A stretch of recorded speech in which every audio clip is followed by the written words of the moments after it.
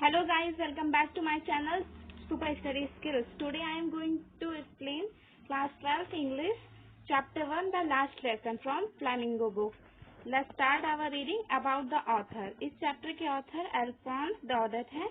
ये उस समय के हैं जब फ्रांस और प्रसिया का वार चल रहा था और फ्रांस बुरी तरीके से हार गया था प्रसिया से, जिसे लीड कर रहे थे Bismarck. Alphonse Daudet 1840 to 1897 was a French novelist. ये फ्रेंच नॉवेलिस्ट थे और शॉर्ट स्टोरी राइटर थे। The last lesson in the days of Franco Prussian war 1870 to 1871।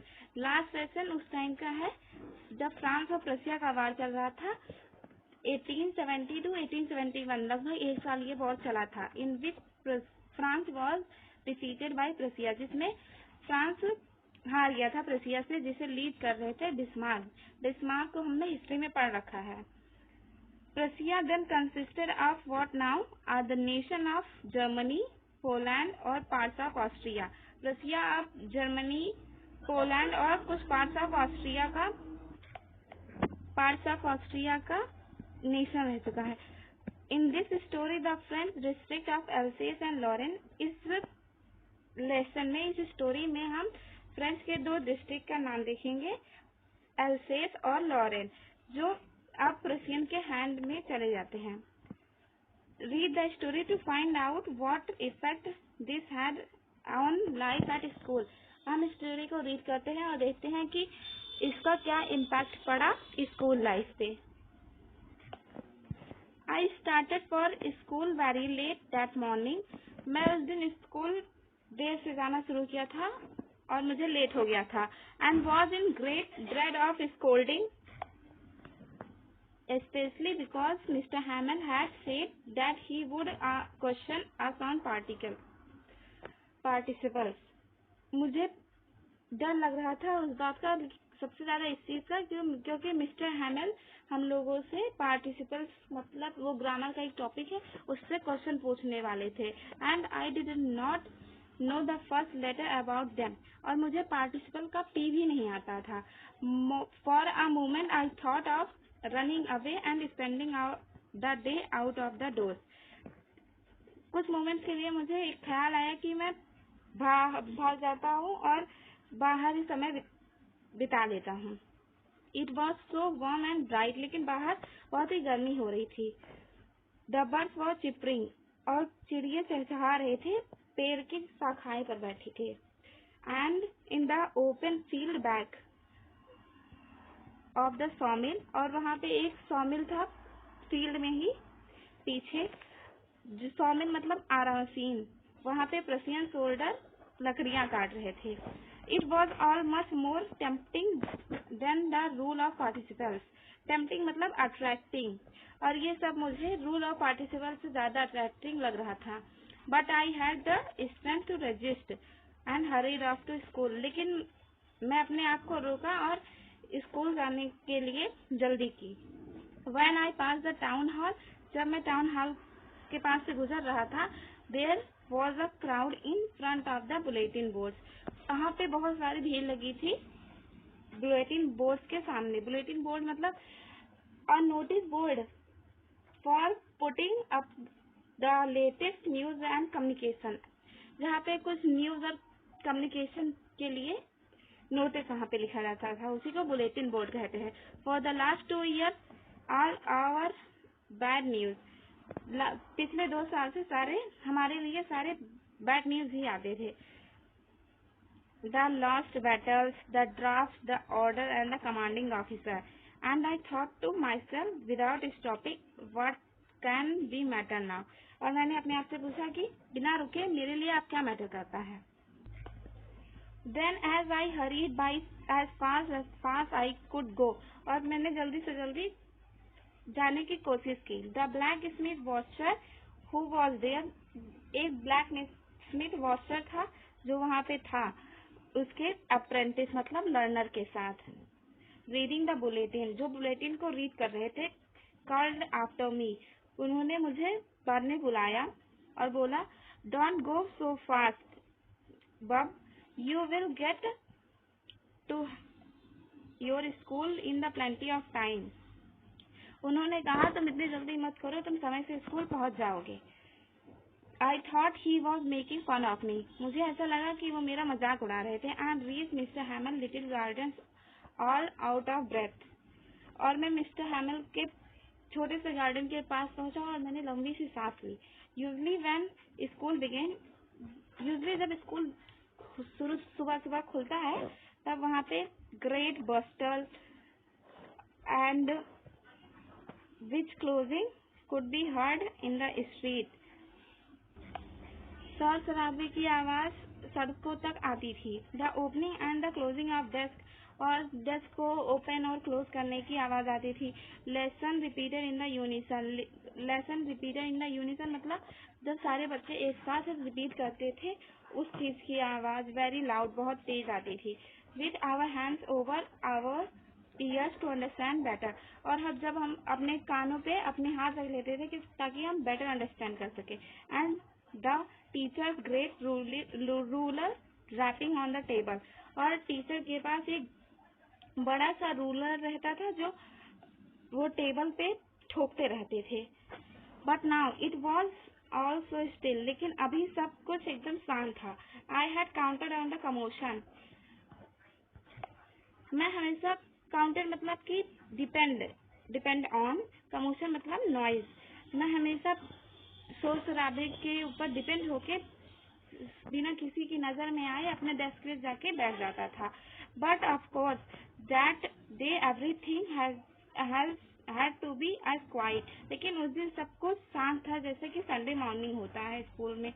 Through the window I saw my classmate, मैंने खिड़कियों से अपने classmate को देखा, वे अपनी जगह पे पहले से ही बैठे थे। And mister हैमल walking up and down with his terrible iron ruler under his arm, और मिस्टर हैमल आगे पीछे चल रहे थे, वॉक कर रहे थे और अपना एक रूलर लेके under arm.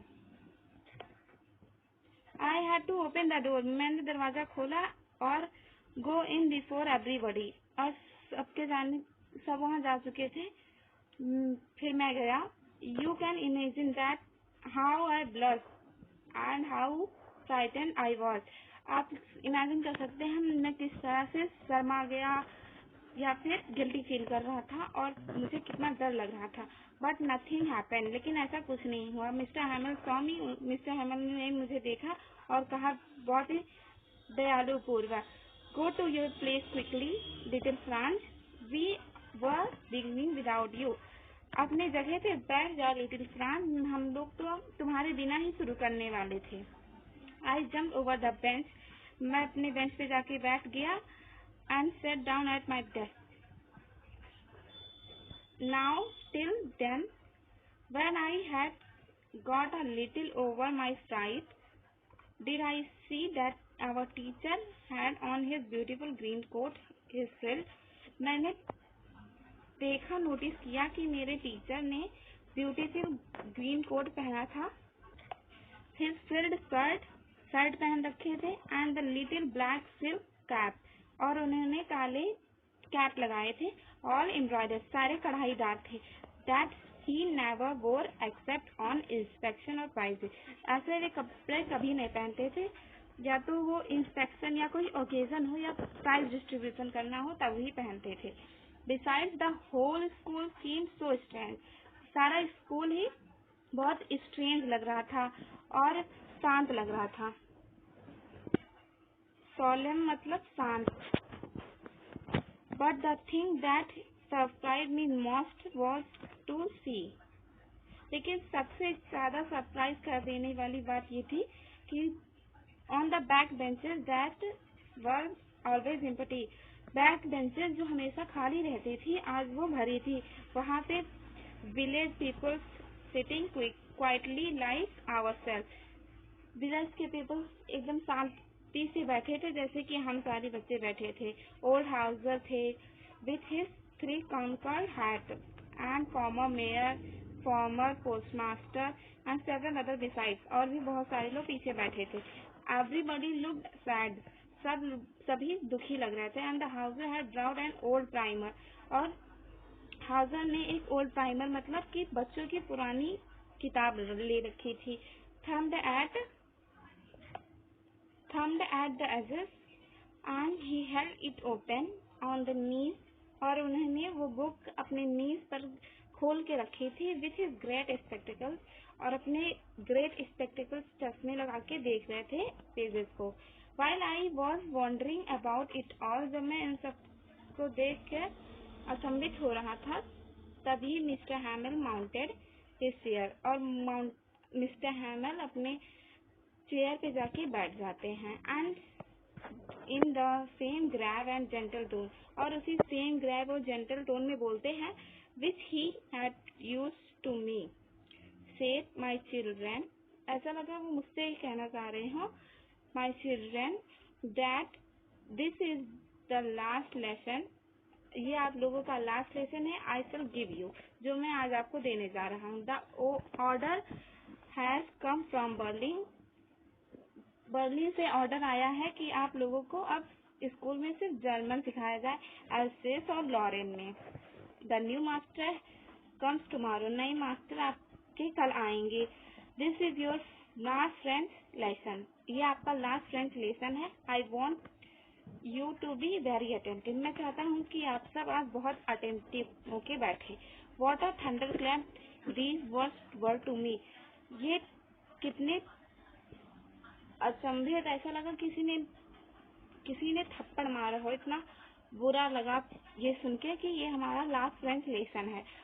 Oh, the wretches that was what they had put up at the town hall, अब मुझे समझ में आया कि टाउन हॉल के बाहर क्या हो रहा था।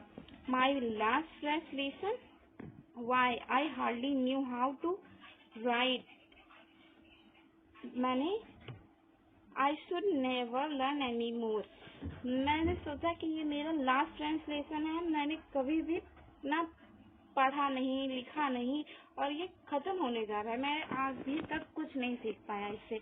I must stop there. Then oh how sorry I was for learning my lesson, और मैं बहुत सॉरी फील कर रहा था कि मैंने अपने लेसन को नहीं याद किया, नहीं पढ़ा। For seeking worst egg on going sliding the star, मैं वर्स्ट एग और बाहर ही देखता रहता था। My books that had seen such a nuisance a while ago, मुझे ऐसा लगता था कि मेरी ये बुक बहुत ही नुकसान करने वाली है, मतलब नुइसेंस मतलब नुकसान करने वाली चीज है, ये मुझे नुकसान पहुंचाएंगी, और इन्हें लेके चलना, कैरी करना बहुत हैवी लगता था। My grammar, my history of the saints were old friends now then that I could not give up, और मैं इस सबको नहीं छोड़ना चाहता था, ग्रामर को, हिस्ट्री को, अपनी बुक्स को, सबको नहीं छोड़ना चाहता था, मेरे पुराने फ्रेंड्स को। ये लग रहा था कि मेरी पुरानी फ्रेंड्स थी मेरी book. And mister Hamel too, और मिस्टर हैमिल को भी नहीं छोड़ना चाहता था। The idea that he was going away, that I should never see him again, मुझे ऐसा लग रहा था कि अब मैं उन्हें फिर कभी नहीं मिलूंगा। Made me forget all about his ruler, how cranky he was, मुझे ये सब लग रहा था मैं भूल जाऊंगा कि उनका रूलर कैसा था, वो क्रैंकी मतलब कितने चिड़चिड़े हैं। पुअर मैन, बेचारे mister हैमिल। It was in honor of this last lesson that he put on his fine Sunday's cloth. And now I understand, बेचारे sir, I honor this last lesson, मैं इस लेसन को, वो चाहते हैं कि ये लेसन बहुत अच्छा हो उनके संडेज क्लॉथ में। Now I understand, अब मैं समझ चुका हूँ, why the old man of the village was sitting there in the back of the room, अब मैं समझ चुका हूँ कि ओल्ड मैन गांव के क्यों पीछे बैठे हैं। It was because they were sorry, वो सब सॉरी फील कर रहे हैं, to that they had not gone to school more, कि वे अब स्कूल नहीं किसी को जाते, न कभी स्कूल देख नहीं सकते, उन्होंने स्कूल नहीं देखा। It was their way of thanking our master, वो अपने मास्टर को थैंक करना चाहते थे, उनके 40 साल को इतने अच्छे सर्विस उन्होंने की, इतना पूरा सिर्फ बच्चों के प्रति ही समर्पित हो गए। उसके लिए वो यहाँ थैंक करने आए थे। Are showing their respect for the country and their no more. और वो अपनी कंट्री को रेस्पेक्ट देने आए थे जो अब नहीं रहेगा। While I was thinking all of this, जब मैं इन सब बारे में सोच ही रहा था, I heard my name called. I was my turn to recite. मैंने अपना नाम सुना और मैंने पीछे घूम के देखा. What would I not have given to be able to say the dreadful rule for the participle all through, very loud and clear, and without one mistake. मुझे रूल और पार्टिसिपल नहीं आता था और मैं नहीं सुना सकता था बहुत तेज और क्लियर आवाज में बिना किसी मिस्टेक के। But I got mixed up. मुझे डर था कि मैं मिक्सअप न कर दूं फर्स्ट वर्ड में ही। And stood there. मैं वहीं खड़ा हो गया, holding on to my desk, अपने डेस्क को पकड़ के। मेरा हार्ट बीट करने लगा तेजी से। And not daring to look up. मुझे हिम्मत नहीं हो रही थी कि मैं सर उठा के ऊपर देख सकूं। I heard mister Hamer say to me. मैंने सुना कि मिस्टर हैमर मुझसे कह रहे हैं, I won't scold you little Franz, you must feel bad enough. तुम्हें बहुत बुरा लग रहा होगा। See how it is. देखो ये कैसे हुआ। Every day we had said to our self bah I have plenty of time. हमारे पास बहुत ही ज्यादा टाइम थे।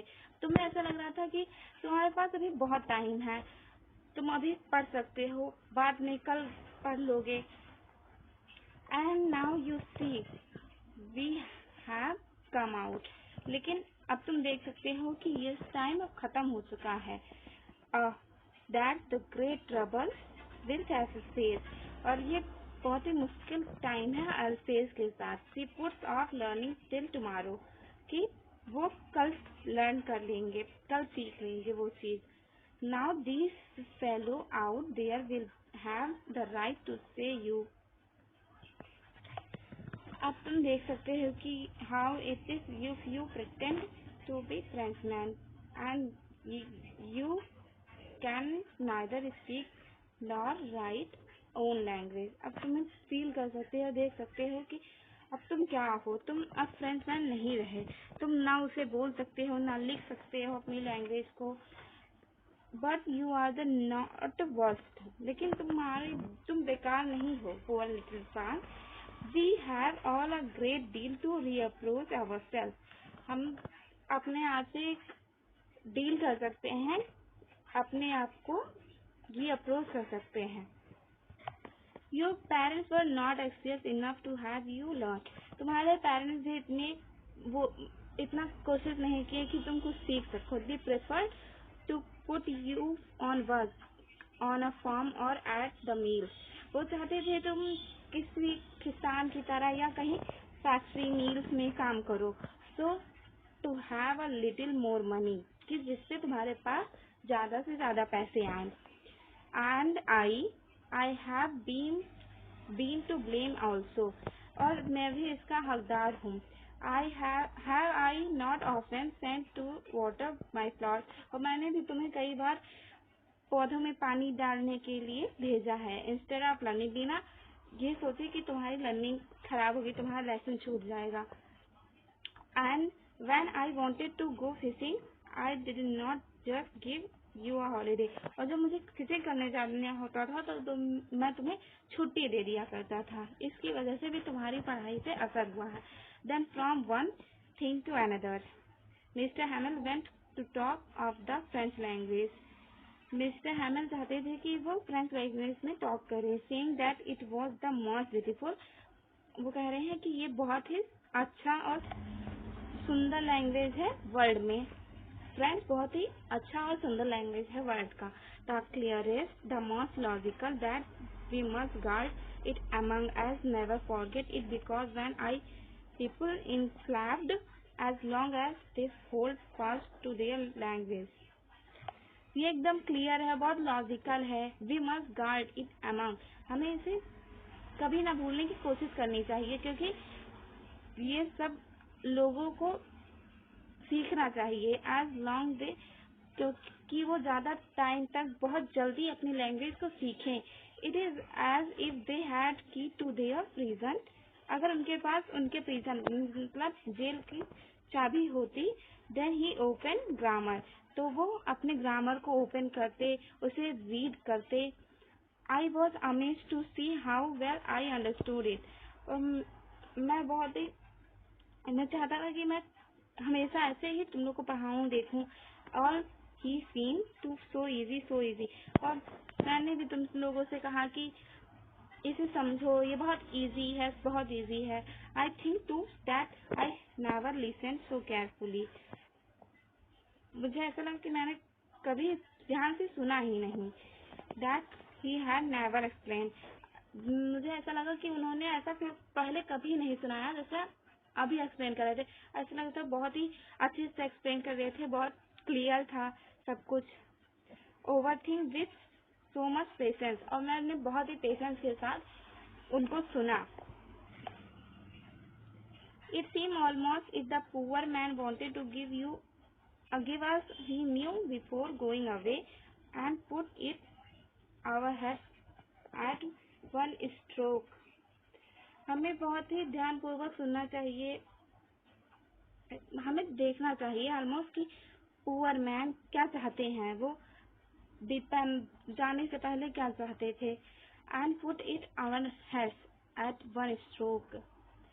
आफ्टर द ग्रामर के बाद we had lesson in writing, हमें राइटिंग पे लेसन दिया गया। That day mister Hamel had new copies for us. उस दिन मिस्टर हैमल ने हम सब के लिए नई कॉपीज लाई थी। Written in a beautiful round hand France Alsace, जिसे में लिखा था बहुत ही ब्यूटीफुल हैंड राउंड से France Alsace. They look like little flag floating everywhere in the school room. ऐसा लग रहा था कि एक बहुत छोटा सा फ्लैग हो जो फ्लोट कर रहा है स्कूल रूम में। Hung from the rod at the top of our desk, हमारे डेस्क पे हमारी हाथ में लहरा रहा था। You ought to have see how the everyone set to work and how it's quiet. सब अपना काम कैसे कर रहे थे और कितनी शांति से कर रहे थे। The only sound was scratching, सिर्फ पेन के स्क्रैचिंग की साउंड आ रही थी। सब पेन पे लिख रहे थे, बस इसी की आवाज आ रही थी। वन सम बीटल्स फ्लू, जब कोई कीड़ा आता था, but nobody paid any attention to them, लेकिन किसी का भी ध्यान उससे नहीं जाता था। Not even the little ones, सिर्फ छोटों का ही नहीं, who work right on tracing their fish hooks, जो फिश हुक्स पे ट्रेसिंग करने के लिए काम कर रहे थे। If that was French too, वहाँ पे फ्रेंच भी थे। On the roof pigeon cooed very low, वहाँ पे कबूतर गुटरगू कर रहे थे बहुत ही धीरे धीरे। छत पे कबूतर गुटरगू कर रहे थे। Will they make them sing in German, क्या वो जर्मन में सिंग कर रहे थे। इवन द पिजन भी, जो प्रुसियन ने सजा दी थी। Whenever I looked up from my writing, I saw Mr. Hamel sitting motionless in his chair। मैंने जब अपनी राइटिंग छोड़ के मिस्टर हैमल को देखा तो वो मोशनलेस एकदम चेयर पे हताशा पूर्वक निराश से भरे हुए बैठे थे। Gazing first at one thing then at another, as if he wanted to fix his mind just how everything looked that little school room. वो सोच रहे थे कि अपने माइंड में फिक्स कर लेते तो स्कूल, ये छोटा सा स्कूल रूम सब कुछ सही होता। बहुत ही फैंसी लग रहा था। For 40 years he had been there in the same place। वो 40 सालों से इसी स्कूल में सेम प्लेस पे रह रहे थे। With his garden outside the window, window के बाहर जो गार्डन थी, जो क्लासेस थी उनके सामने। जस्ट लाइक दैट, सेम उसी की तरह। Only the desk and the benches had been worn smooth, सिर्फ डेस्क और बेंचेस स्मूथ हो गए थे काफी सालों से बैठ कर। The walnut trees in the garden were taller, और जो वॉलनट अखरोट का ट्री था गार्डन में वो बड़ा हो गया था। And the hope wine that he was planted himself twin about the windows to the roof. 4-5 मतलब लठीदार पेड़ वो, और जो प्लांटेड हिमसेल्फ ट्विन मतलब कि वो दुगना हो गए थे, छत पे आ रहे थे, विंडो की छत पे आ रहे थे. How it must have broken his heart to leave us all, poor man. उन्हें कितना बुरा लग रहा होगा कि वो ये सब छोड़ के जा रहे थे. To hear his sister moving about in room. जब वो अपनी बहन को सुनाएंगे कि वो उन्हें ये सब छोड़ के जाना पड़ेगा, वो देखेंगे कि उनकी बहन पैकिंग कर रही है, तो उन्हें कितना बुरा लगेगा. For they must leave the country next day. उन्हें नेक्स्ट डे कंट्री छोड़ के जाना था. But he had the courage to hear every lesson very last. लेकिन उन्होंने सारे लेसन को बहुत ही एकदम लास्ट तक बहुत ही करेज के साथ सबको सुनाया. After the writing we had a lesson in history. हमने लिखने के बाद एक लेसन लिया हिस्ट्री पे. And the babies standed there. और वहाँ के छोटे छोटे बच्चे बा बी बू बू कर रहे थे. Down there at the back of the room old Hauser जो पीछे थे had put on his spectacles and holding his primer in hand. वो अपने स्पेक्टिकल्स लेके, अपने बुक प्राइमर को लेके spell the letters with in them, अपने लेटर्स को देख रहे थे. You could see that too was crying. कितना बुरा लग रहा था, कितना सब रो रहे थे. The voice trembled with emotion. और वो वॉइस में कितना इमोशन था. And it was so funny to hear him. ये बहुत फनी लग रहा था. That we all wanted to laugh and cry.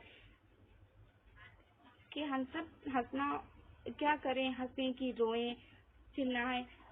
How well remember that last lesson. अब अपने लास्ट लेसन को किस तरह याद रखें. All at once church clock struck 12. और चर्च के क्लॉक में 12 बज गए. Then the Angelus. और फिर हम सब ने प्रेयर की. At the same moment the trumpet of the Prussians. और उसी सेम मोमेंट से ट्रम्पेट ऑफ द प्रोसियंस के ट्रम्पेट्स लौट रहे थे ड्रिलिंग करके.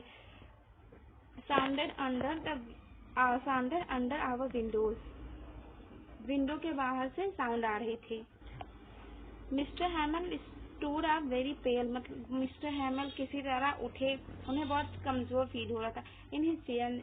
I never saw him look so tall. मैंने उसमें ऐसा कभी नहीं देखा था. माई फ्रेंड सैड ही आई वो कह रहे थे माई फ्रेंड आई मतलब लड़खा रहे थे, वो बोल नहीं पा रहे थे. But something choked him. He could not go on. वो जाना नहीं चाहते थे. Then he turn on the blackboard. और वो ब्लैक बोर्ड की तरफ घूमे. Took a piece of chalk. उन्होंने चॉक का एक पीस लिया. Bearing on with all his mind he wrote a large. उन्होंने चॉक लेके बोर्ड पे लिखा वाइव ला फ्रांस. इसका मतलब होता है long live France. Then he stop and leaned his head against the wall. फिर उसके बाद वो रुक गए और अपना सर वॉल की तरफ झुका लिया. And without a word. और बिना कुछ बोले ही made a gesture to us with. Gesture मतलब इशारा देते हुए विथ हिज हैंड, अपने हाथ से. School is dismiss, you may go. उन्होंने इशारा देते हुए कहा कि स्कूल अब खत्म हो चुका है, आप लोग जा सकते हैं. इसी के साथ हमारा ये स्टोरी यहीं पे खत्म होता है. Thanks for watching. अगर वीडियो अच्छा लगा हो तो please like share and subscribe. जल्द ही मिलेंगे नेक्स्ट चैप्टर में. Bye bye.